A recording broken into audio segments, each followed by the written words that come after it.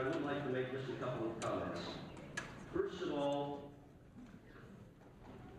the soloists, I think you'll have to agree, were just really fabulous. We went through a concerto competition. I probably should say just a few words about it. A concerto competition this year in which everyone that we auditioned would have been very acceptable for a concerto performance with the orchestra today. But unfortunately, we were only able to pick two people or two groups, two pieces really. And these are the people that we picked, Mia Kim and the Horn Quartet. I might mention in terms of the Horn Quartet that I think you'll find that it's a real rarity. I think particularly in a community of this size, but really in a community of almost any size, to find four horn players of high school age who can knock off a piece of that extreme difficulty as easily and as beautifully as they did.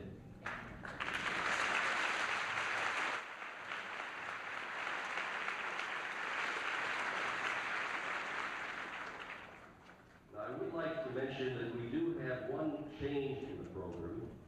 Unfortunately, we ran into a little hitch with our bassoonist, who happens to be the grandfather of Horace and Peter the Wolf, at the very last minute. And fortunately, we got a superb IU bassoonist, Juliet Chapelier, to substitute, and she's just going to do a beautiful job. She played her first rehearsal yesterday. Juliet, would you stand, please?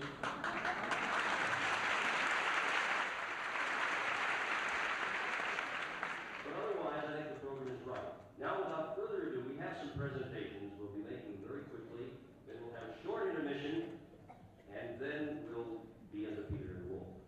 But I would like to ask Marjorie Hopper, who is the orchestra's first violist, and also the chairman of the music committee of the Bloomington Symphony, which is really responsible for the running of the concerto competitions that we have every year, to present plaques to the winners, and also to Lila Higgins, who is the director of the Valley Arts Academy. Marjorie?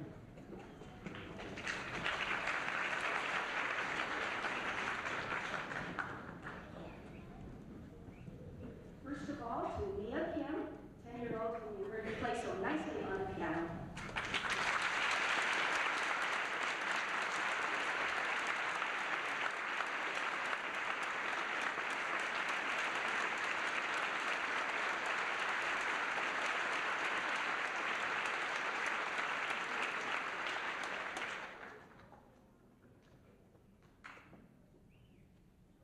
Very fine horn quartet to Mark Abbott.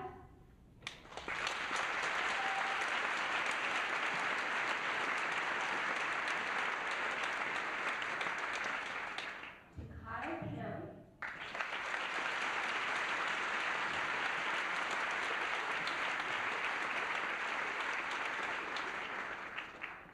To David Bushnell.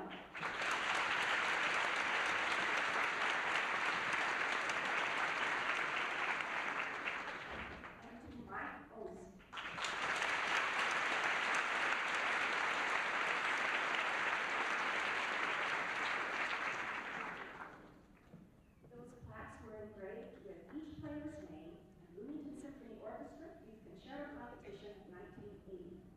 And now we have a presentation for Lila Higgins of the Ballet Arts Academy. It says, "In Appreciation, Bloomington Symphony Orchestra 1980. We do appreciate the hours of work they have put in to present such a lovely performance, as you will see very soon. Lila Higgins.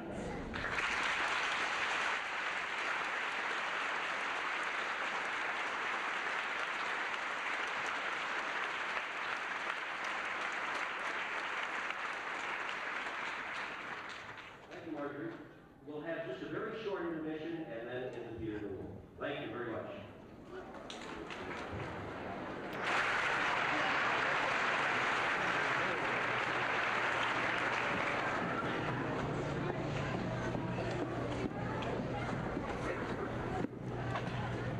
Before we start, there's a little part of the staging near the end of Peter which forces us to ask those of you who are in the aisles to move to one side or the other so that we have a clear path of about, let's say, a foot to a foot and a half or so through the paths. So if you would please try to move in the aisles to one side or the other so that we have it. That's good. Right here is beautiful, and over here.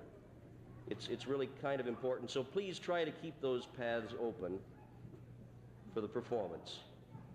Okay, we hope you enjoy Peter and the Wolf.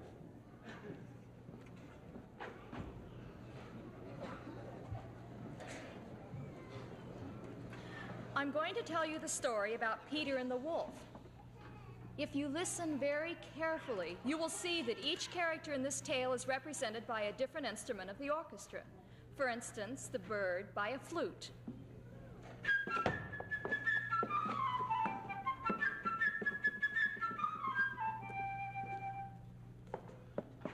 The duck by an oboe.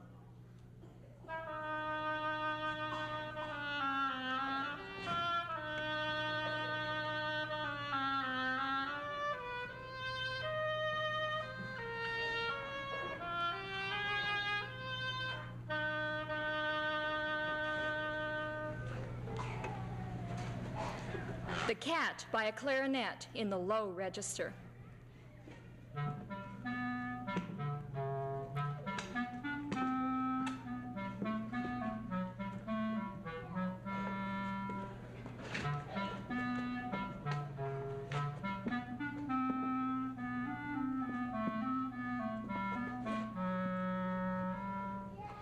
Grandfather by the bassoon.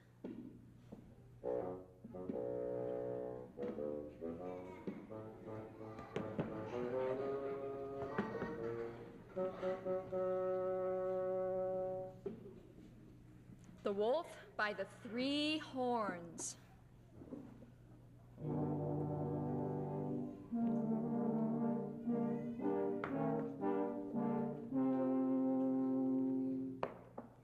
Peter by the strings.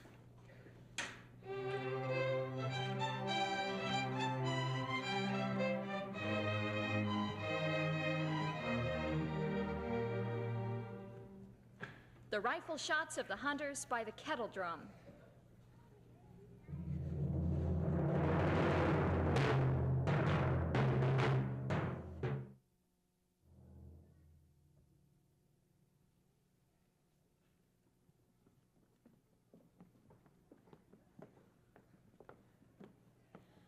Early one morning, Peter opened the big gate and went out into the big green meadow.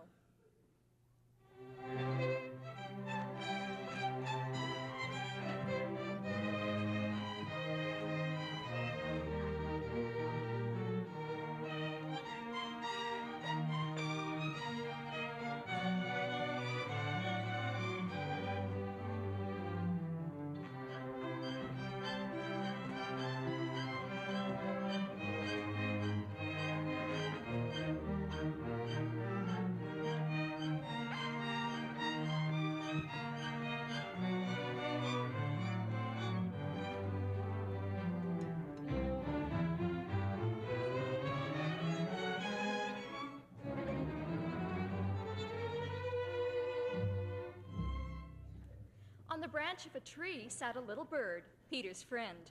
"All is quiet," chirped the bird merrily.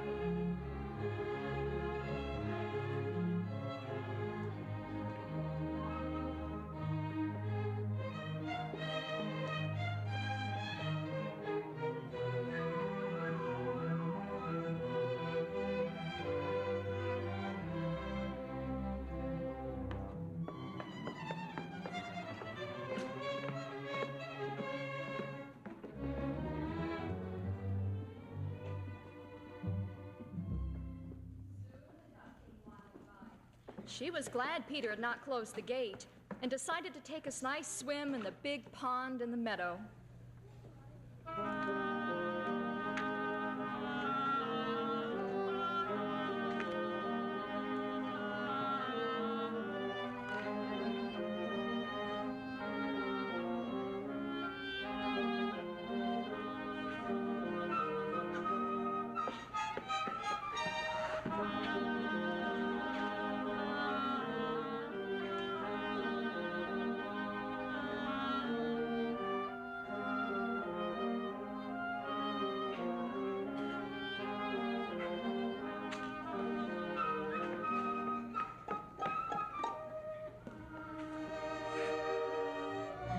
Seeing the duck, the little bird flew down upon the grass, settled next to the duck, and shrugged her shoulders.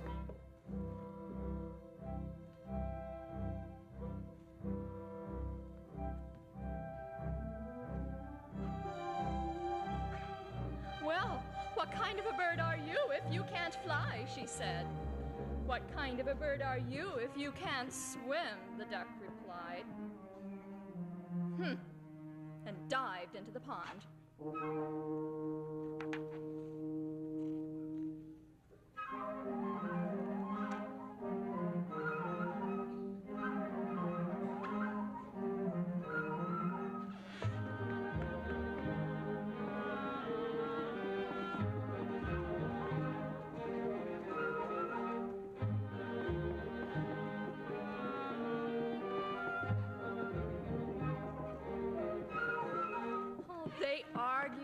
argued, the little bird hopping on the shore, the duck swimming back and forth in the pond.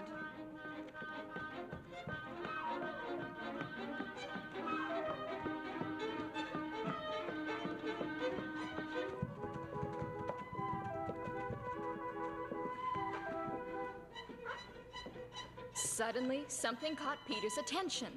He noticed a cat crawling through the grass.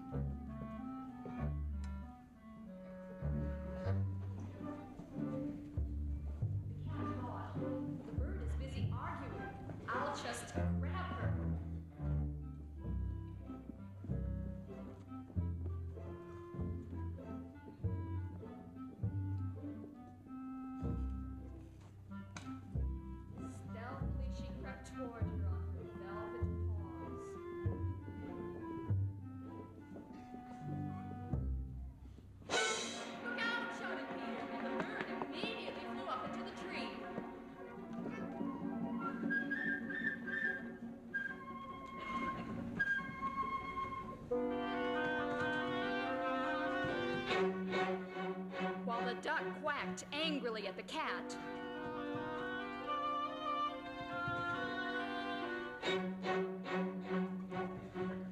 from the middle of the pond,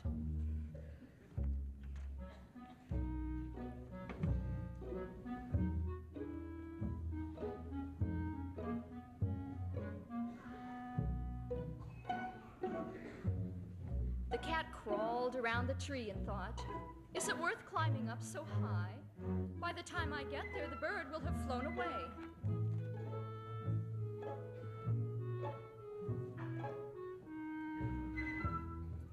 Just then, Grandfather came out.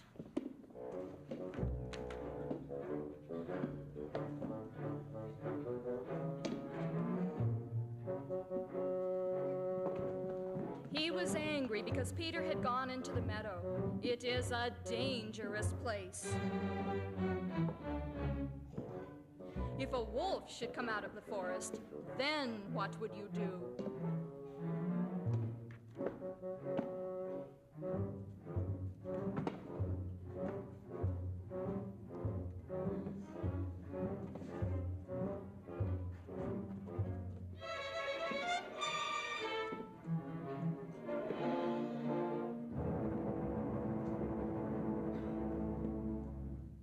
Peter paid no attention to Grandfather's words. Boys like Peter are not afraid of wolves.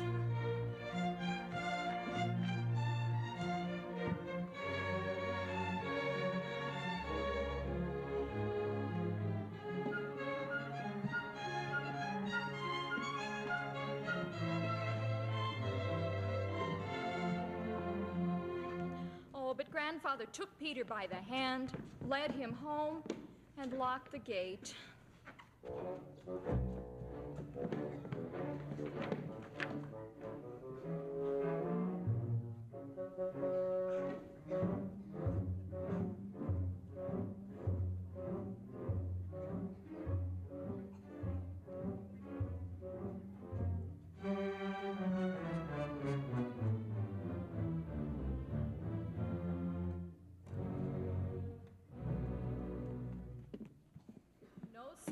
Peter gone, then a big gray wolf came out of the forest.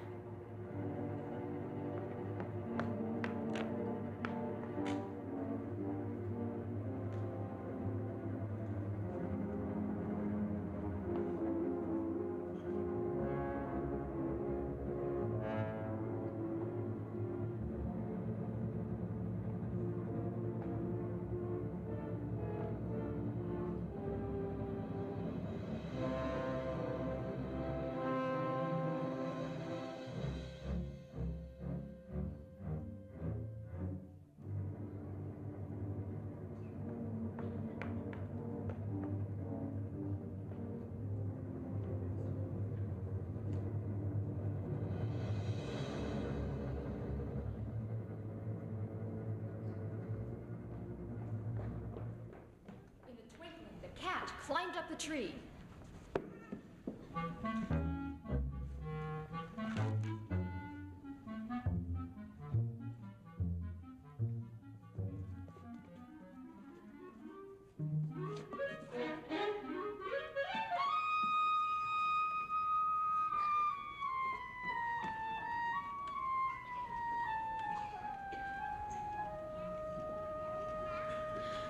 The duck quacked and in her excitement jumped right out of the pond.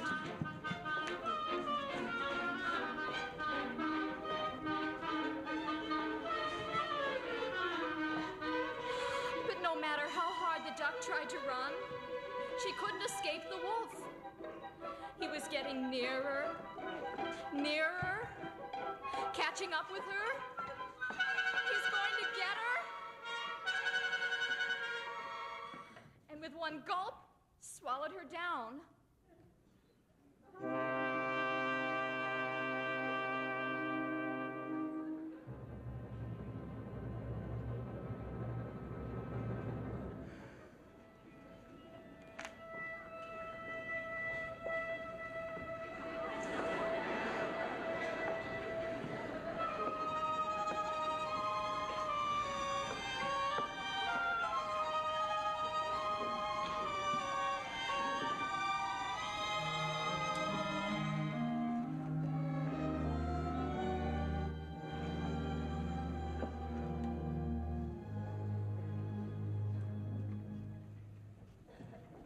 And now, this is how things stood. The cat was sitting on one branch.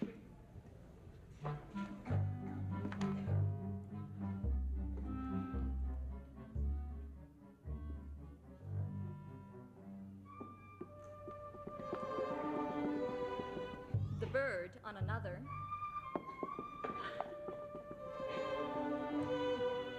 Not too close to the cat.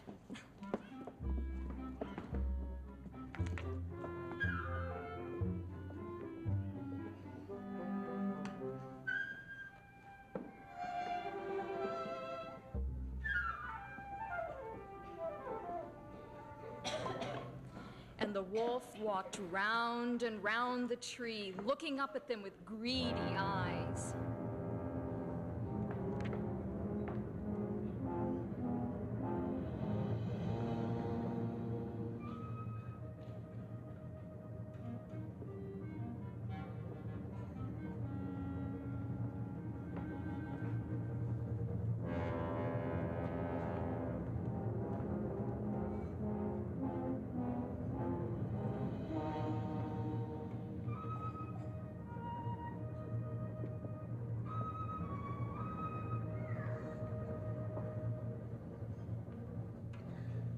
In the meantime, Peter, without the slightest fear, stood behind the closed gate watching all that was going on.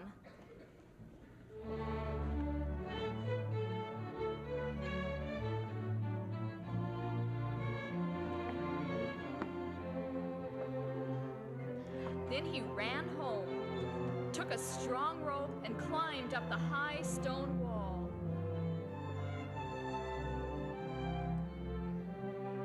One of the branches of the tree around which the wolf was prowling stretched out over the wall.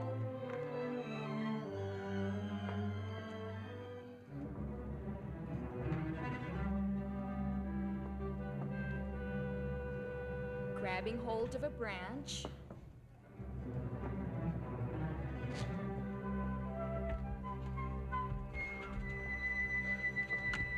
Peter climbed over onto the tree.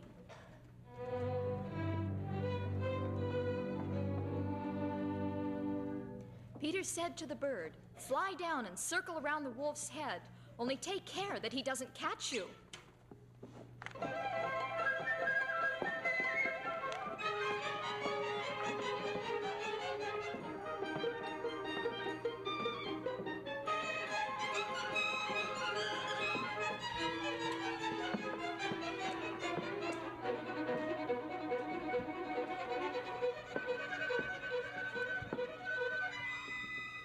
The bird almost touched the wolf with her wings, while the wolf snapped angrily at her from this side and from that.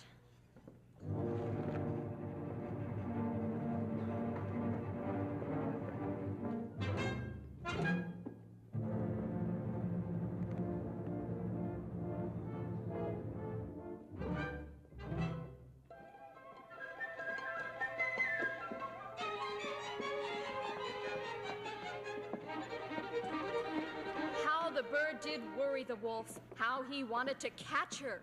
But the bird was clever, and the wolf simply couldn't do anything about it.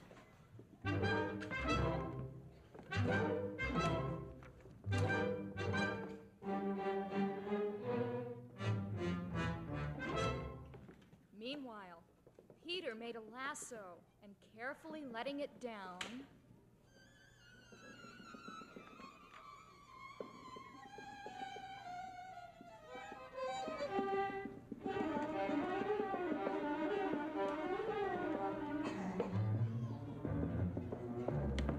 caught the wolf by the tail and pulled with all his might.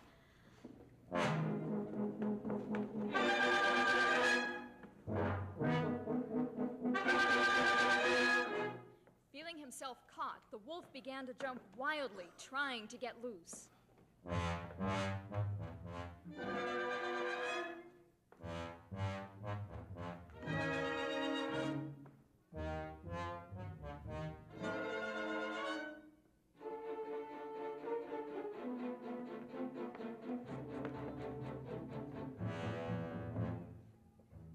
But Peter tied the other end of the rope to the tree.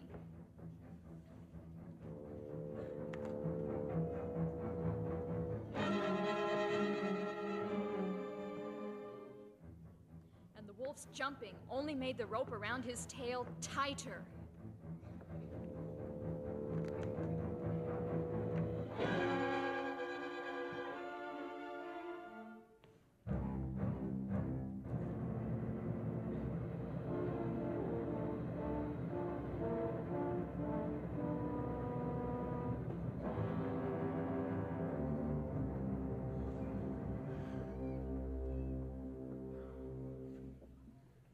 Just then,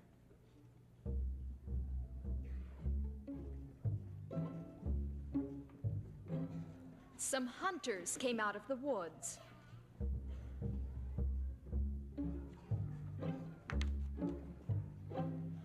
Following the wolf's trail and shooting as they came.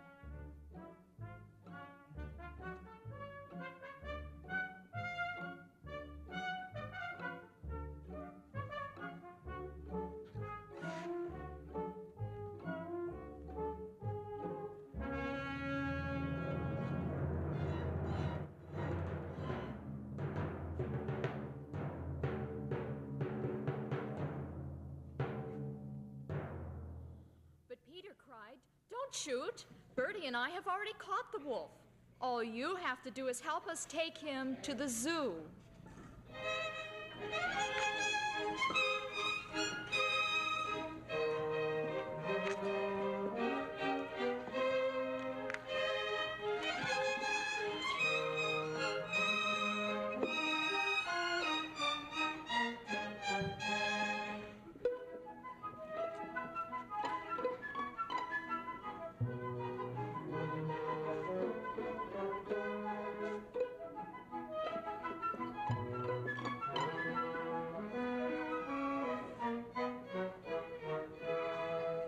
And so, off they started to the zoo.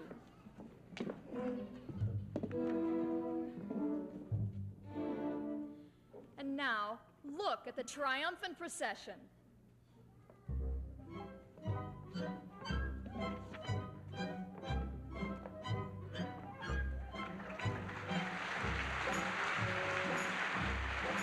With Peter proudly marching in the lead.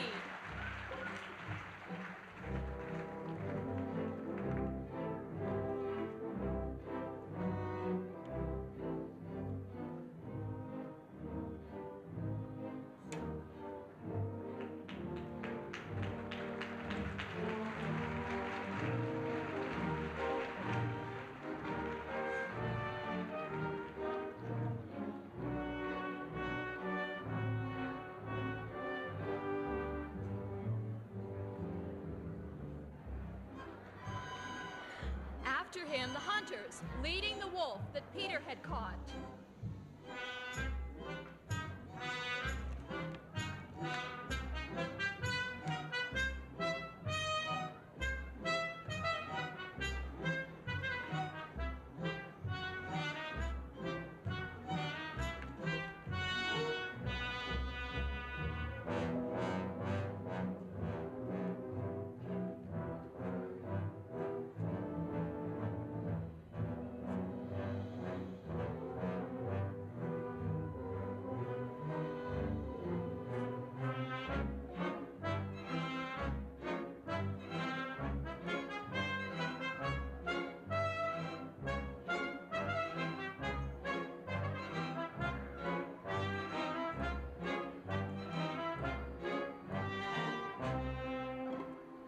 Winding up the procession, Grandfather and the cat.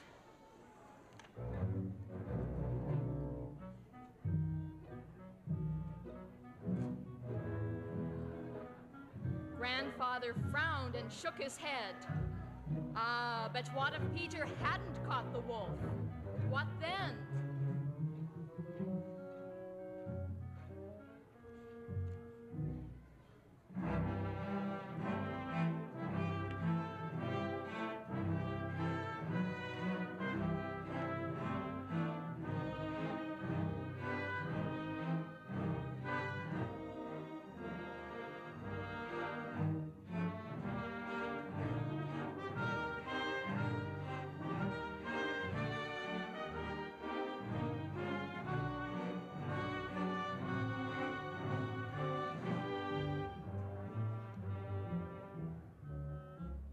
Above them flew Birdie, chirping merrily.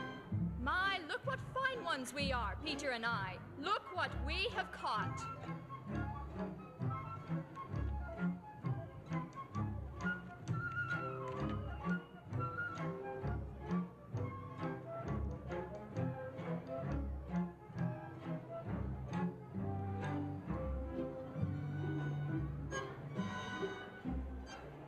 Shh. Listen. Listen, if you listen very carefully, you can hear the duck quacking inside the wolf's belly.